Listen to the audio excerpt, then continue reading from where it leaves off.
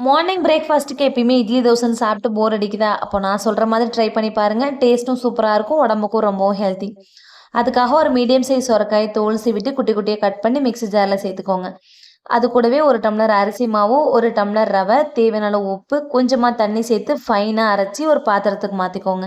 இப்போ நம்ம அரைச்ச மாவு கூட கட் பண்ண வெங்காயம், பச்சை மிளகாய், இஞ்சி, துருவன கேரட், ஜீரகம், மிளகு சேர்த்துட்டு தாராளமா தண்ணி விட்டு ரவை தோசைக்கு ரெடி பண்ற மாதிரி மாவு ரெடி பண்ணிக்கோங்க.